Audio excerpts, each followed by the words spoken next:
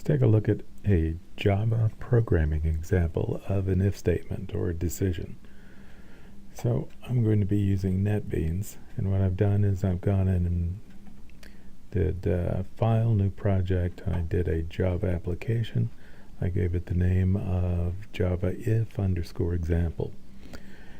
So now I have a package with that name, and I have a class with a related name to the project. I'm going to move this over a bit. So inside of this class, I've got my main method, and so I'm going to go and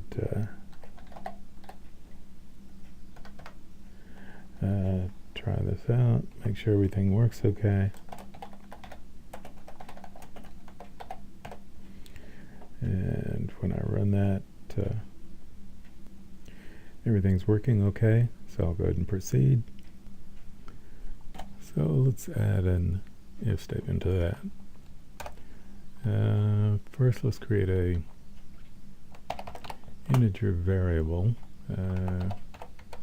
call it number, and let's assign a value to it. Okay. Now, our if statement results to be either true or false.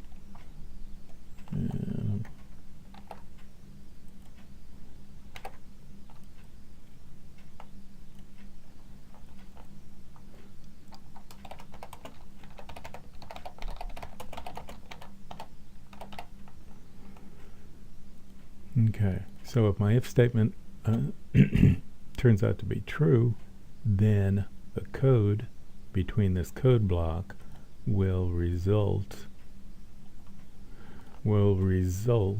in being executed. If it's not true, in this case what it would do is it would just drop out of the if statement and go to the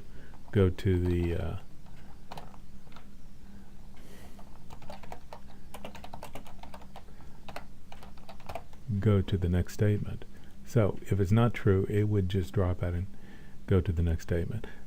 But what if we put in our if statement another part of our if which says else, and in that case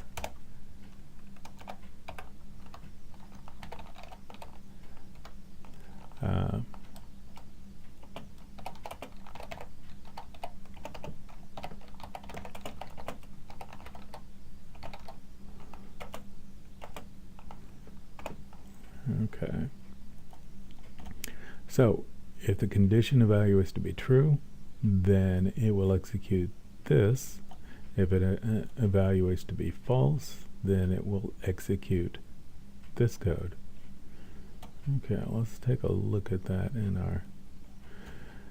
So in making decisions, we can represent those decisions in pseudocode or a flowchart. Before, what we've had is a sequential set of sequential steps. One executes right after the other.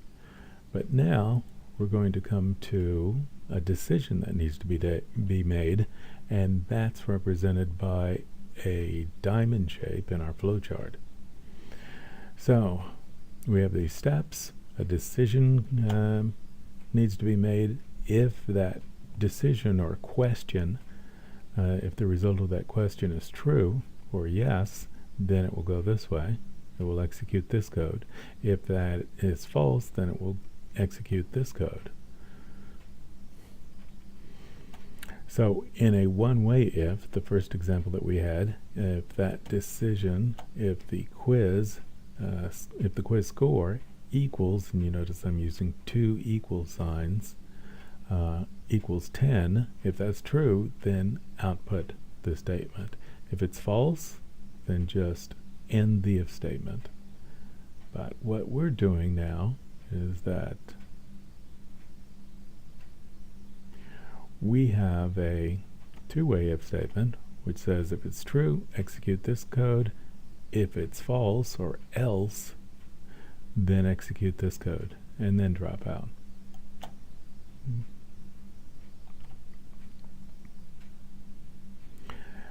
You can also have a nested if statement, which is one if nested inside the other. Let's see what that. And first, let's put, instead of just true, let's put something in here where we're testing. Let's say if whatever's stored in number is equal to 10, then execute this first code block. And by the way, on my if statements, if there's only one statement in the if, I don't have to use these curly braces, but we really should, since we're just starting off on this, use the curly braces to indicate where a code block is. Okay, so we've got a condition which is going to evaluate to be either true or false. The other thing you want to make sure you don't do is at the end of this, sometimes you're tempted to put a semicolon on the end of that to say we've terminated that if statement. You don't want to do that either, so make sure there's no semicolon on the end of that. All right. Okay, so when we run this, and let's go ahead and run this, and it says the if condition is true, and then it drops out of the if statement and it executes this final piece of code here. Okay. So in our if statement, in our two-way if, what we can do is that we can put a nested if in there. So inside of this first part of my if, I'm going to put another if in there. And I'm going to say if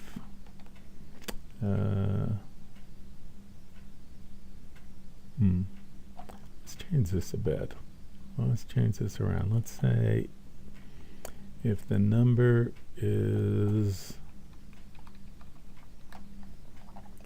greater than the number 5. If the number is greater than the number 5, then this is going to be true. And then let's change this to say if number is equal to 10,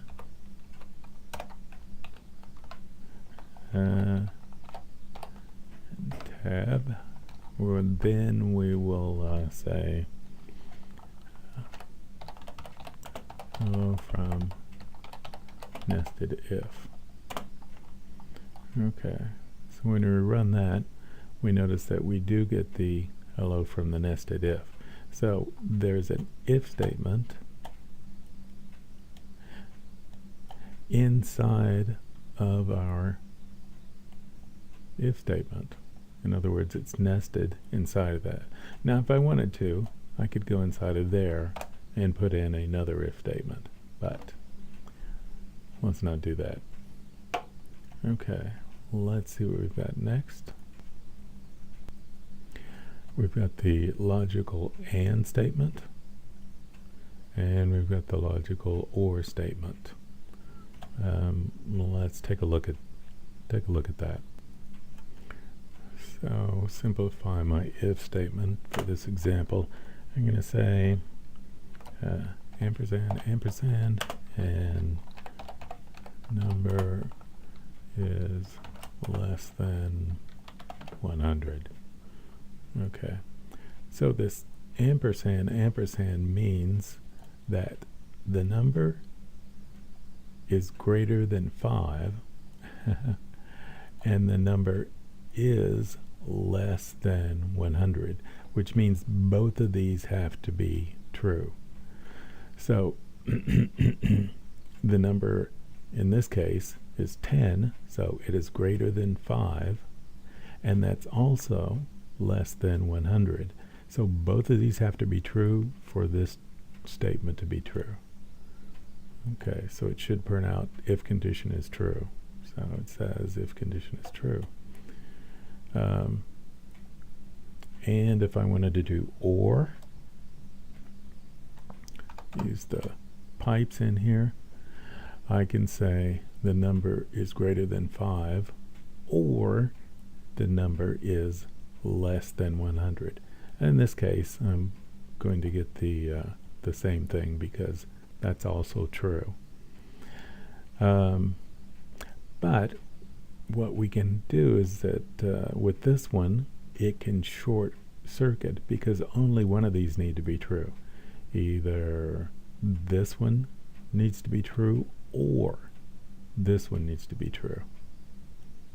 So if this one's true, then there's no reason to evaluate the next one. So we just short circuit and we just ignore that one. Okay. So let's look at a switch statement. So instead of having a bunch of nested if statements, what you can do is that you can, depending on what you're doing with your program, you can use a switch statement. So let's take a look at a switch statement. Put a code snippet in here.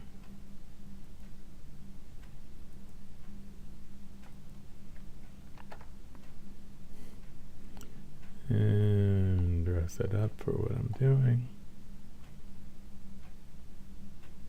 If it'll let me do that. Okay.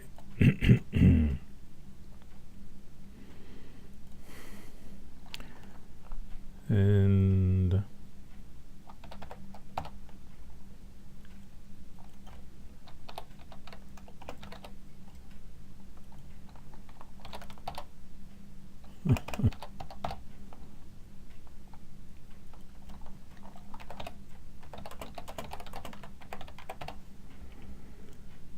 okay. So this is like an if statement where it says if this number is equal to 1, then go ahead and execute this code. And then once you've executed that code, then break out of the switch statement and go to the last statement. If this number is equal to 2, do this. If it's equal to number 3, do this. If it's not any of those, then do this. Okay. So when I run this, I get the none of the above because the number at this point is equal to 10. Okay. So a switch statement is like a compound if statement. So let's try one more thing with our if statements. Character, and we will say the letter A.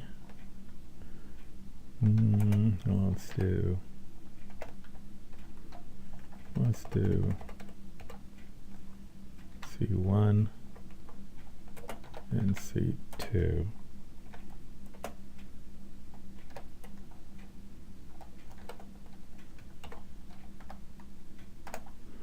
Okay. Can I do this? Can I say is C1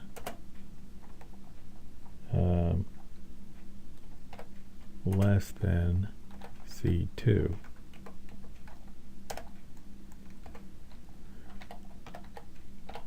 Let's put an else in there.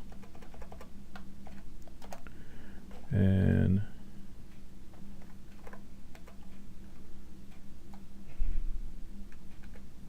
let's use our curly braces to do it properly.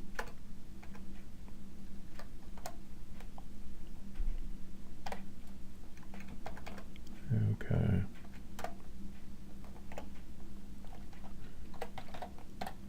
Yes, out. True. And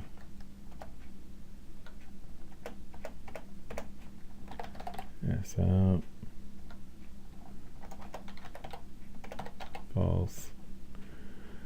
Okay.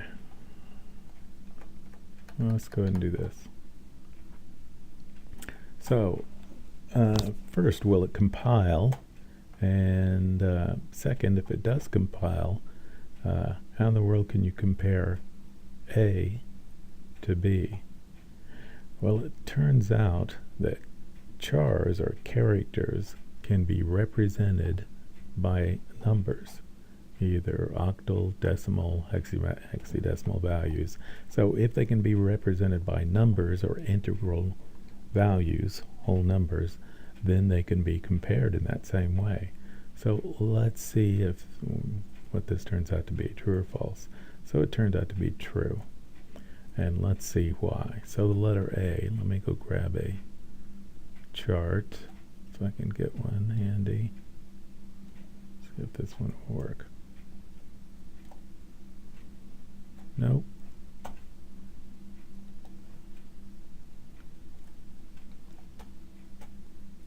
Okay, here we go. So here we've got the letter A, and it's represented by the decimal value 65. And this is capital A. And here we've got the value, the character value B, and it's represented by 66. So is 65 less than 66? Yes. So each one of these characters or symbols can be represented by a numerical value, binary, octal, decimal, hexadecimal value, and it can be we can use this for any character in our keyboard. Okay. All right. That will do it. One last thing. Let's go track this down and make sure we can find where this is at. Okay.